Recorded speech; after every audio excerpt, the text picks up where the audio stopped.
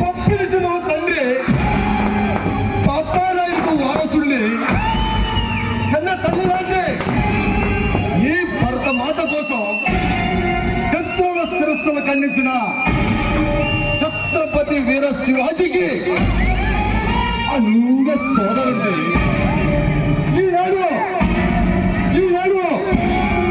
నువ్వు మ్రోగించిన మరణ మృదంగ పేరు అవ్వడానికి వచ్చిన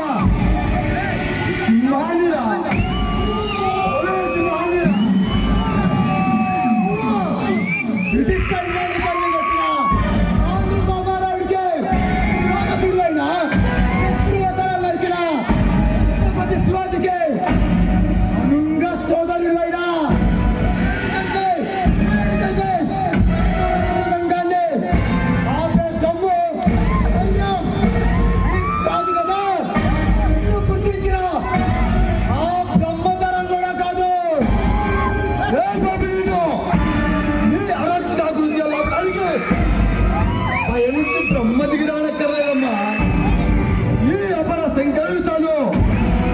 నిన్ను అంత చేయడానికి నేను పన్నిన పద్మవ్యూహంలో చిక్కి జైల్లో ఓసాలు లెక్క పెట్టిన వాడివి. నువ్వు నన్ను అంతం చేసేది రైట్ల చట్టాన్ని న్యాయాన్ని ఉంచుకొని రాజకీయాన్ని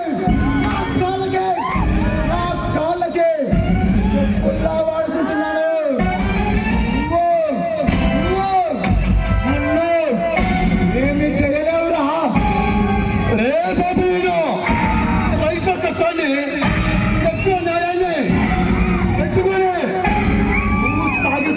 మరణ హోమాన్ని ఆపడానికి చైలు గోడలు బద్దలు కొట్టుకొచ్చిన ఆదిశంకరుణ్ణిరా నీ తర్వాత రాసిన ఆ విధాత కూడా నిన్ను రక్షించలేడు.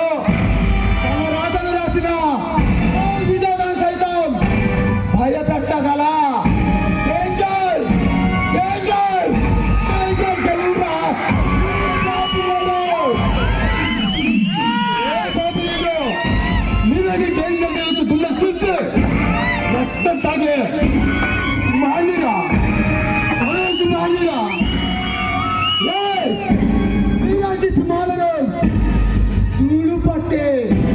చూడు పట్టి ఆడించగల వేటగాడినిరా ఈ పాపినేడు.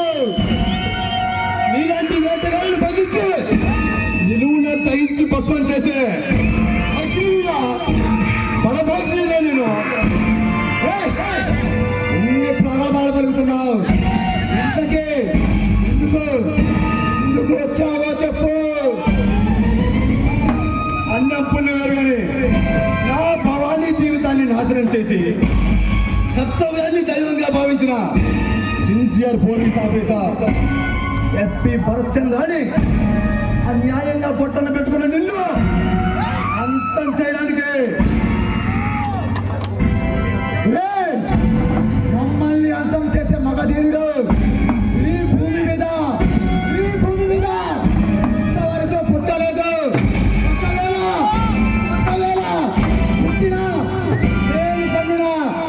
నేను పన్నిన పద్మవ్యూహంలో చిక్కి ప్రాణాలు కోల్పోతాడు. నువ్వు పన్నిన పద్మవ్యూహం చదివించి నిన్ను నీ తమ్ముడిని భూస్థాపితం చేస్తాను. ఆకన్నాడు నన్ను భూస్థాపితం చేస్తానన్నా ఆ ఎస్పీ భరత్ చంద్ర గారు ఇప్పుడు స్థానంలో నిద్రిస్తున్నాడు. నాతో తలబడిన వాడు ఎవడైనా సరే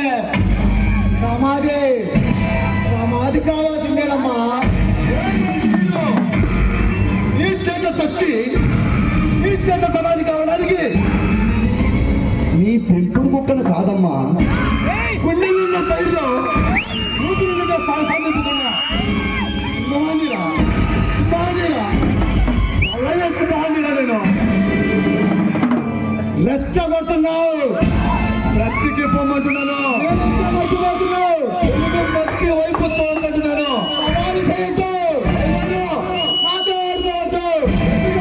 ఎందుకు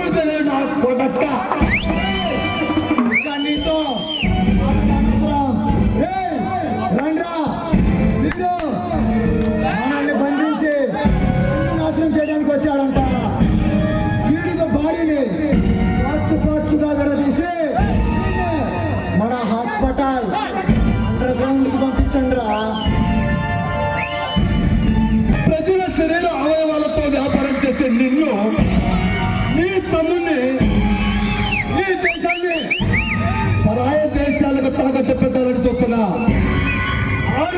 ఇటువంటి దేశద్రోహాలను